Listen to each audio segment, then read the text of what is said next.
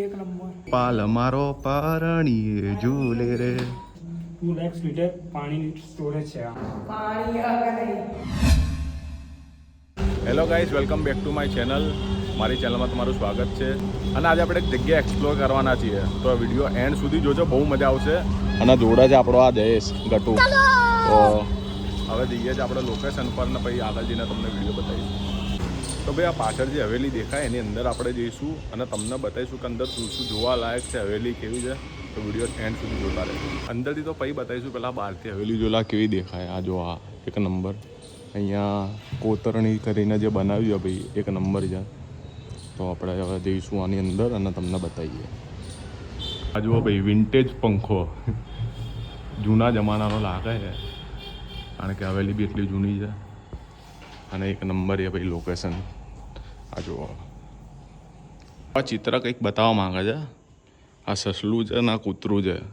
એવી કહેવત હતી કે અહેમદ શાહ જ્યારે અમદાવાદમાં આવ્યા ત્યારે એમણે એવું જોયું હતું કે સસલું કૂતરા ઉપર આવ્યું ને પછી એમણે શહેર વસાવ્યું. તે વસ્તુ અહીંયા હાઇલાઇટ કરે છે. અને આ હવેલી, તો ભાઈ આ હવેલીમાં એક ભોયરું પણ છે, ત્યાં તમને બતાવીએ કે કેવું બનાવેલું છે. અને જોડે જ અમારો ગટુ.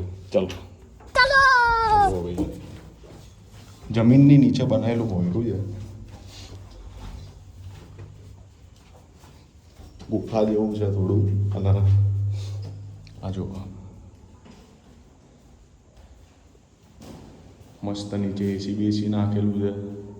અને અહીંયા પાણીનો બી સંગ્રહ થાય છે. જો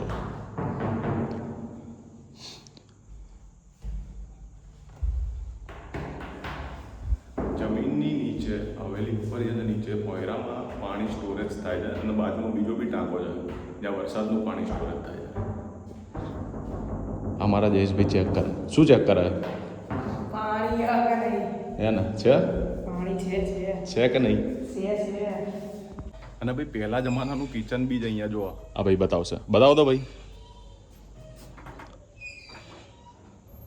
જોઈ લો ભાઈ, જૂના જૂના વાસણો જે એ ટાઈમમાં વપરાતા હતા એ આજ સુધી આ લોકોએ સાચવી રાખ્યા છે.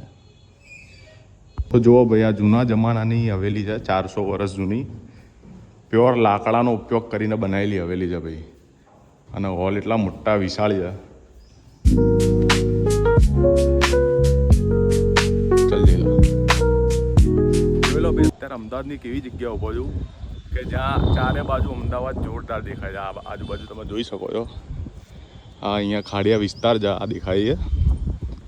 અને આ છે એ હવેલી કે જ્યાં અમે બ્લોગ બનાવી રહ્યા છે. બહુ ગજબ જે વ્યૂ આવે ને, એક નંબર વ્યૂ આવે છે. જુઓ,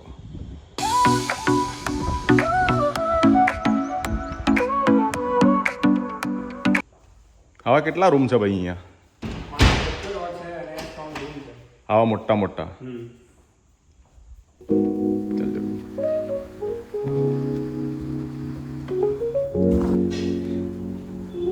અને ઉપરનો વ્યૂ જ્યાંથી આપણે આવ્યા.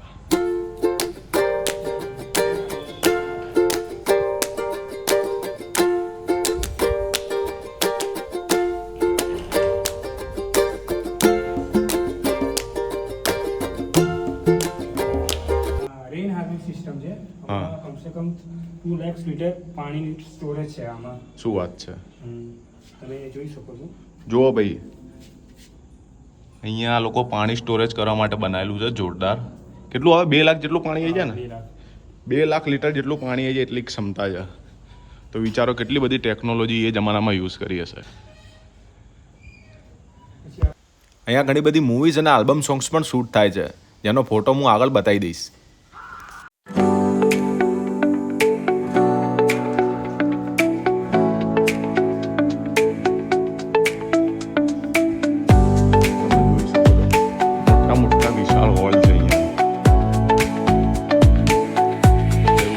કેવું લાગ્યું?